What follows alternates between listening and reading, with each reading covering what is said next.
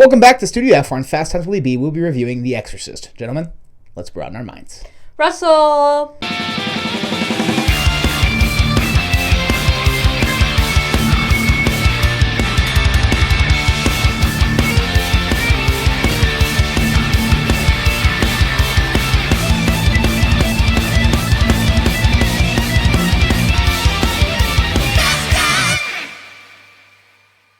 Welcome back to Fast Times Willy B. I'm Willy B. I've got Rosie with me. Rosie, how we doing? Very good. So Rosie stepping in to take a step back to 1973. You guys picked The Exorcist this week. So we are going to review The Exorcist. Let's do it. And we will also be following this video with Exorcist II: The Heretic from 1977 and The Exorcist III from 1990, just to continue with if a movie that wins the poll gets voted and has a couple sequels that would be fun to talk about, might as well let them ride. Let's do it. But that's not what we're going to talk about here today. We're going to talk about the 1973, the one that started it all. When it came out, it was called the scariest movie of all time. And I could see that for 1973. Now, obviously, in the past 50 plus years, we've been kind of shown some things that would change that statement for sure. I'm not saying what the scariest of all time is for me, but in 1973, this was probably pretty damn scary to watch. Yeah, it just has so, like, it was really groundbreaking. Yeah. For the time, like, just the look of,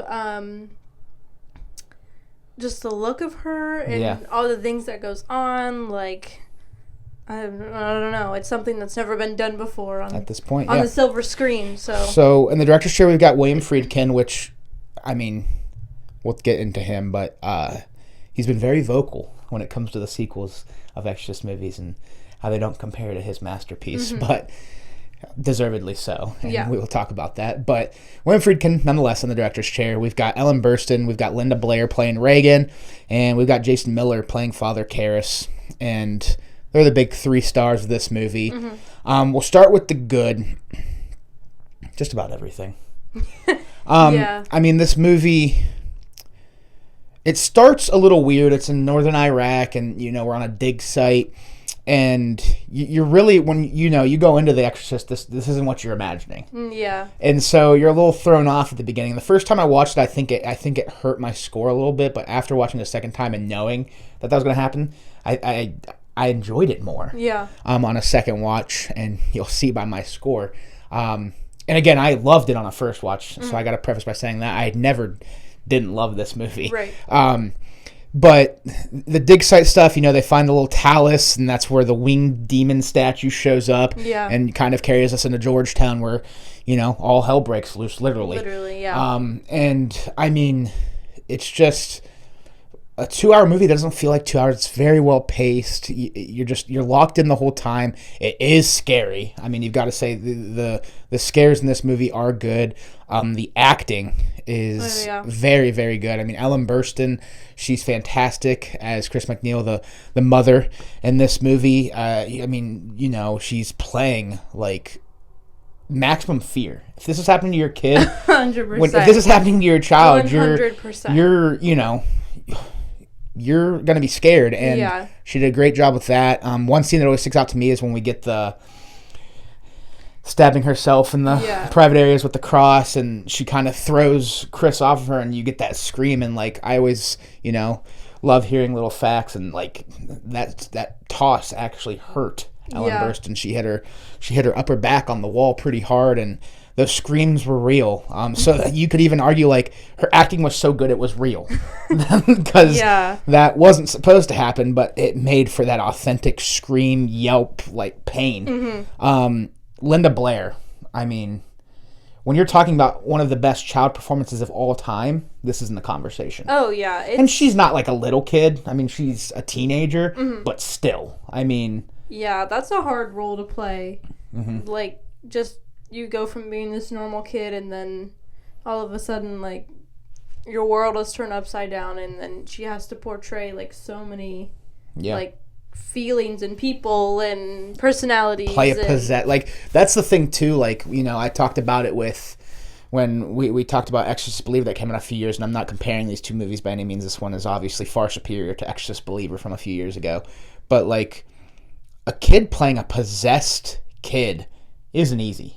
Yeah, it's pretty deep. And, especially for the time, too. Let's circle back to that for sure. Linda Blair kicked it off, too. Yeah. I mean, how many possession movies do we get to watch these days? Yeah, I mean, you got the Insidious franchise, you've got the Conjuring franchise, you've got 5 Exorcist movies that followed this movie. That's not even dipping. You got the Omens. And so, like, Linda Blair, you could say she's the one that started it all. Yeah. For sure. I mean, she was fantastic. Just gross.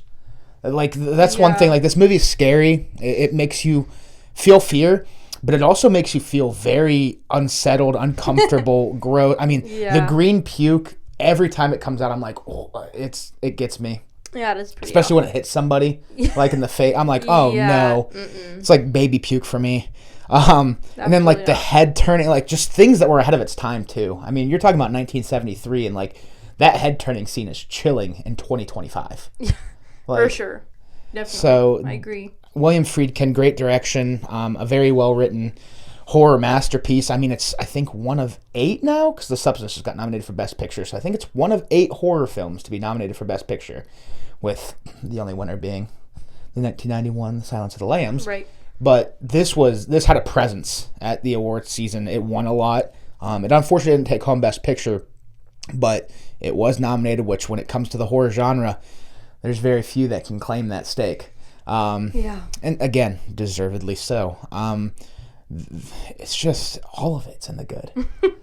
Yeah, I don't, as a first-time watcher, now I obviously knew, like, the preface of the story, just because, like, obviously it's called The Exorcist, so, like, you know pretty much what's going on. You get in possession, and I really enjoyed it, like, just the vibe, I think, between the characters, even, like, that's a hard role to play for anyone, just because, like, her mom had to act normal when her daughter's, like, not chained up, but, like, tied up in her room, just, like, not herself literally not herself at all, like, and she's just, like, she's mourning, obviously, but she's, like, trying to seek help, and everyone's trying to, like, tell her she's crazy and all these things, and then they see it firsthand. They're like, oh, okay, yeah, maybe she's not crazy. There's even, like, some, like, subplots that are just so good too. Like, one of my favorites is just Father Karras' story. I mean, they very early on show you a scene with him and his mother, and you can tell that they have a good relationship, and then he loses her, and he's starting to question his faith. So you have this girl who needs faith to get this demon out of her body, and you're going to a father who doesn't know where his place within the church is right now because he just lost his mom, and he sees what's going on, and it just all comes together and makes such a good movie. And then also, the first person that gets nixed off the screen is the love interest of the mom, and it just adds even more weight to the death and to what is going on with her daughter. You just lost, the director of the movie you're working on, who there's speculation from your daughter you kind of like. Right. And it's honestly, like, the first time watching it, there's a lot of shock factor to it. Yeah, I agree.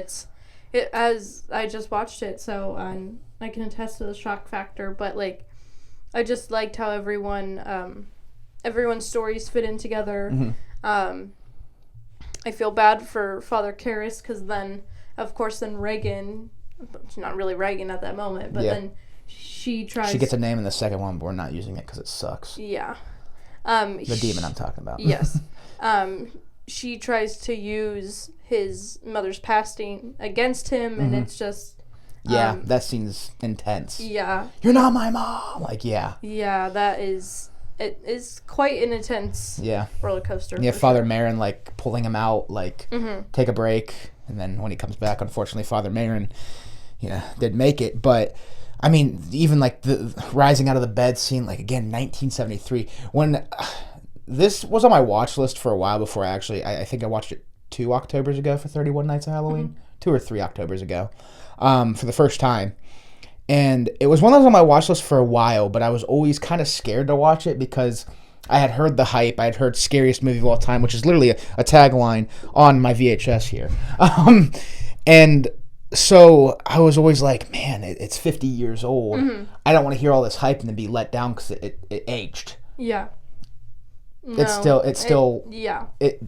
it works. It's timeless. I agree. 50 years later, I still think this is in the conversation for one of the greatest horror movies of all time. It's personally not my favorite of all time, but if you pick this as your favorite, I'm going to respect the hell out of you. Yeah, 100%.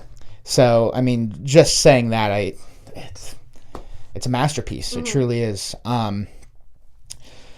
Jason Miller, I want to give him a shout out in the acting too. I mean, Father Karras is probably my favorite character in this movie, just because of the battles he's, facing personally, while also still doing what's best in the interest of the girl. Right. And then, taking the demon out of her and doing the ultimate sacrifice. That ending, chef's kiss.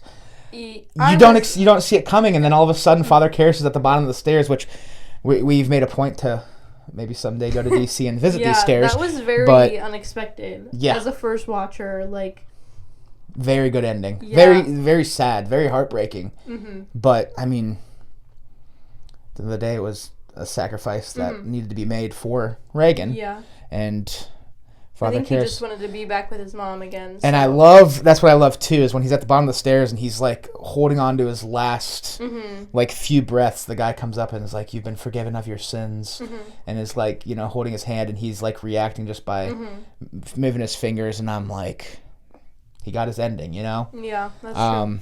So it's crazy because it's a sad ending. It's a horror film, but there's beauty to the movie too. You know what I mean? Yeah. Cinematography is absolutely stunning. I mean, when it's dark and the use of the purples and blues, and then very ominous. It's obviously in the fall season. You get some great shots. I mean, one of my favorite shots in the movie is when Chris McNeil, played by Ellen Burstyn, is walking home, and that's where we get the first play of the theme. Oh yes. And of the tubular bells, and it's like a scene that really has nothing going on, but just the walking through the fall, the aesthetic, the music. It's just all I literally looked at it and I was like, oh, it's so good.